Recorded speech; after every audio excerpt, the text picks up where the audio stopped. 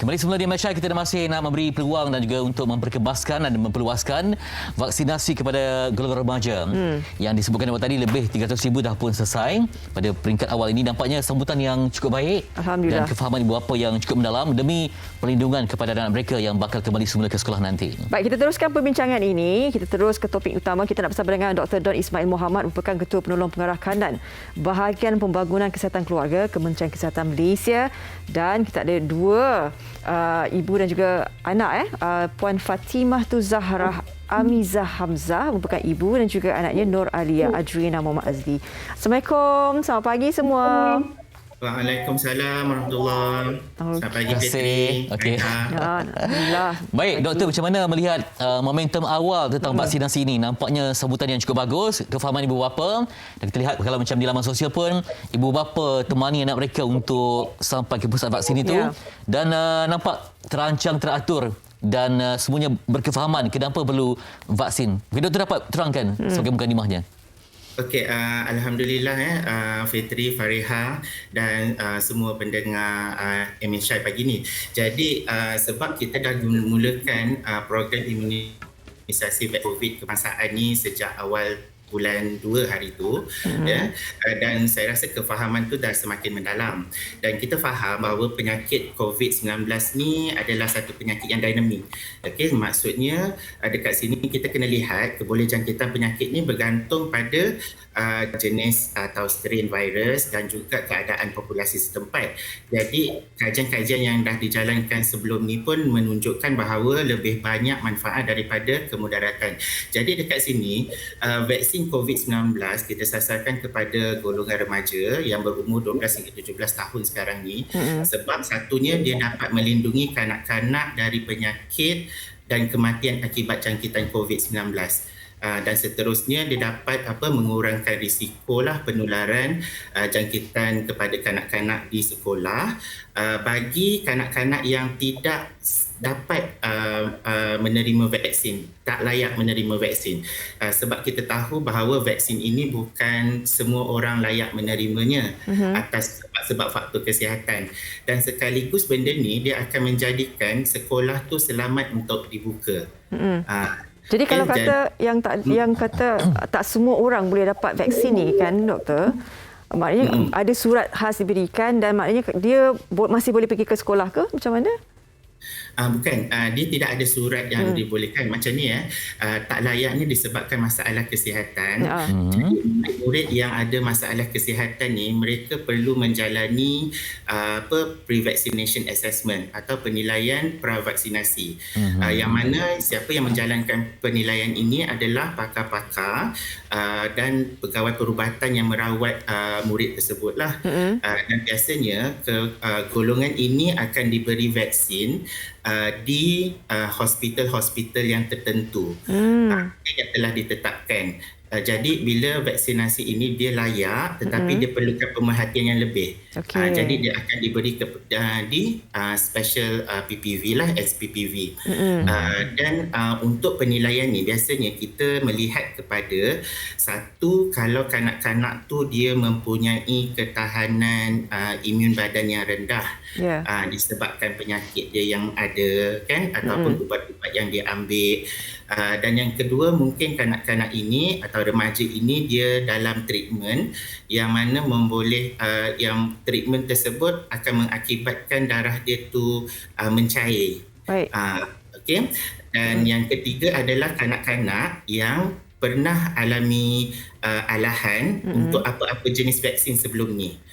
Jadi kumpulan ini mereka memerlukan pemerhatian yang lebih. Dan sekiranya penilaian yang dibuat itu tidak melayakkan kanak-kanak atau remaja tersebut menerima vaksin, jadi mereka tak boleh terimalah.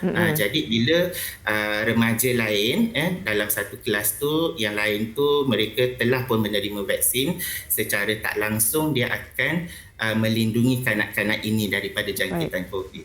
Itu dia. Okey, selain itu nak bersama pula dengan Puan ibu dan Fatimah anak. Zahrah Amizah Hamzah dan juga Nur Alia Adriana Muhammad Azli. Saya nak tanya Puan Fatimah Zahrah.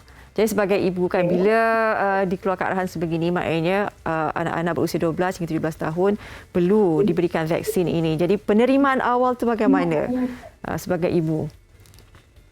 Mula-mula tu memang rasa takut jugalah kan. Takut lepas divaksin kan. So tapi bila saya fikirkan dengan vaksin tu untuk pelindung pada dia. Okey, lindung dia pada untuk sekolah, masa dia sekolah, so saya rasa tak ada masalah lah. Okey, baik, kepada Alia, apa yang, sebab Alia dah matangkan, pastinya dibincangkan dalam grup WhatsApp kumpulan ke. Guru-guru Macam mana kan respon semua? daripada kawan-kawan lain? Excited ke ataupun macam ada yang takut-takut ke, ataupun apa maklumat yang Alia dapat daripada perbincangan dengan sama rakan sebaya? Macam nervous sikit. Macam mana? Macam Nervous. apa yang kalian bila kata okey semua kena vaksin sebab nak pergi sekolah, nak duduk peperiksaan kan. Jadi bagaimana sesama kalian, rakan-rakan yang lain? Kawan-kawan ada yang takut ke, ada yang seronok ke ataupun macam bekerjasama ke, macam mana? Guru-guru bagi Dalam dorongan tak? kawan Alia. Ada yang takut, ada yang okey macam tu. Alia bila dapat vaksin? Dah dapat vaksin dah? Dah bila? Ya? Okey. Hari tu. Okey, setakat ni tak ada kesan Jadi sampingan. macam mana? Ada demam ke? Macam mana? Tak ada. Tak ada. Alhamdulillah. Okey. Okey. Sebenarnya banyak mendapat respon doktor Puan Fatimah berkenaan dengan vaksinasi remaja ni. Ramai juga ibu bapa bagi pandangan. Tapi sebelum tu kita nak dengar dulu pandangan orang ramai. Ada yang di kalangan mereka yang remaja ni yang dah dapat vaksin. Pandangan mereka sendiri kita nak dengar. Sebelum remaja beri pendapat. Ya, remaja. Kita nak dengar isi hati Ni suara hati remaja ini. sendiri. Baik. Silakan. Dengan saya rasa sikit lenguh sahaja dan saya tidak sabar nak mendapat dos kedua. Saya harap pelajar-pelajar akan dapat divaksin secepat mungkin supaya kita dapat kembali ke sekolah. Alhamdulillah, saya gembira dan berbangga kerana mendapat vaksin yang pertama. So kawan-kawan, jomlah kita mengambil vaksin demi masa depan dan keselamatan diri kita. Tada! Happy sangat sebab saya dah ada perlindungan. So saya rasa confident nak pergi sekolah, pergi mana-mana dah lepas ni. Dan saya tak sabar nak dapat vaksin yang kedua. So saya happy. Hari ni saya baru dapat vaksin di sekolah. Tangan sekarang rasa agak lenguh tapi tak teruk sangat, Alhamdulillah. Saya rasa sangat nervous pada awalnya tapi serius okey, tak sakit pun, kejap je. Saya rasa happy sangat lepas dapat vaksin tu sebab finally murid sekolah dah dapat vaksin. Tai cucuk tu tak rasa sakit pun, dan bagi kawan-kawan yang belum dapat vaksin lagi, janganlah takut. Saya juga mengharapkan bahawa kerajaan dapat memberikan vaksin kepada semua lapisan pelajar agar kami dapat kembali ke sekolah dengan rasa selamat. Saya juga mengharapkan yang rakyat Malaysia dapat menerima vaksin dengan hati yang terbuka. Ibu bapa saya menggalakkan saya dan beri dorongan untuk saya ambil. So saya memang let's do this. Sebab nak naik sekolah, saya memang tak sabar nak sekolah kan, sebab nak SPM. So setakat ni saya tak ada kesan sampingan.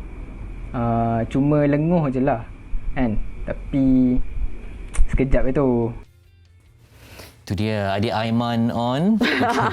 Okey, itu sebahagian daripada remaja dan juga rakan-rakan yang lain lah. Mereka dah menerima dos yang pertama. Jadi setakat ni Alhamdulillah. Doktor, saya nak tanya, bila mendengar ini sebahagian daripada mereka yang telah pun mendapatkan dos yang pertama. Jadi bagi mereka ataupun ibu bapa yang masih lagi ragu-ragu dan sebagainya, apakah sebenarnya persediaan mental dan juga ibu bapa boleh lakukanlah, persediaan mental ibu bapa juga anak yang harus mereka gabungkan untuk merealisasikan vaksinasi remaja ini? Sebab ini penting peranan ibu bapa dan juga peranan sekolah juga. Betul, Doktor? Betul.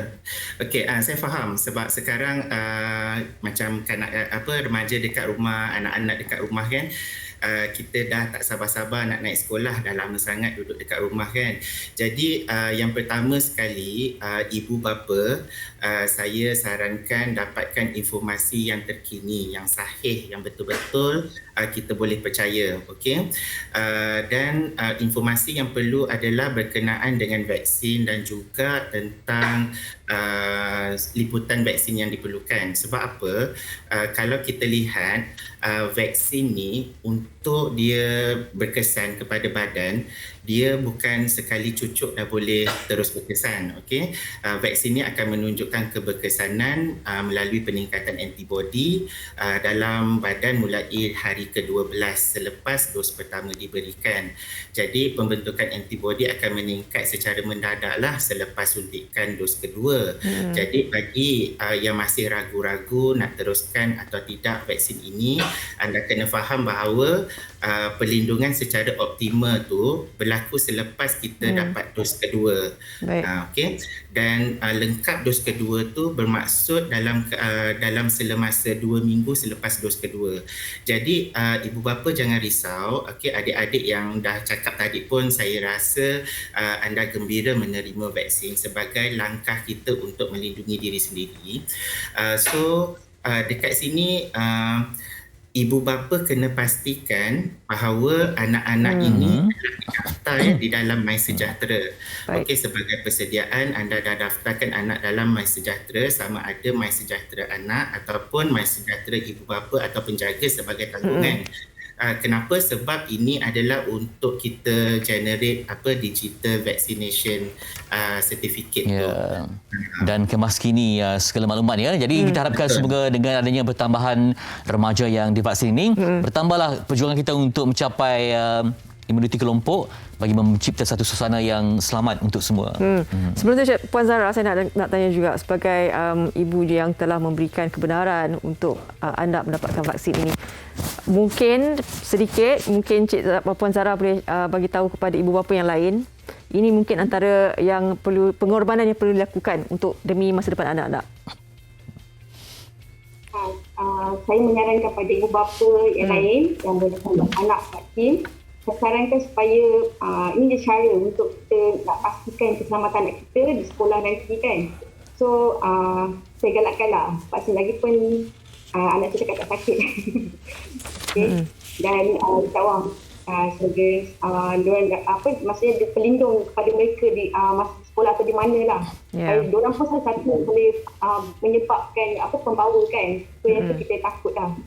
Okey, baik. Baik, terima kasih untuk semuanya berkongsi idea dan kesedaran untuk kita semua, kepada Puan Fatimah Zahra, kepada Alia dan juga Dr. Don Ismail Mohamed. Baik. Ya, kita mengharapkanlah pastinya yang lebih penting ibu bapa sekarang ni juga pihak sekolah memberikan informasi yang tepat dan telus, kerana kalau semalam saya buat polls dekat Instagram, ada juga yang masih ragu-ragu, setuju dan ragu-ragu. Dia bukan tidak bersetuju tapi ragu-ragu, masih lagi ada. Kami berkata tunggu dulu. Ada yang kata tengok dululah macam mana, sebab ialah pastinya itu membaikkan anak mereka kan. Baik, itu berkenaan dengan vaksinasi remaja.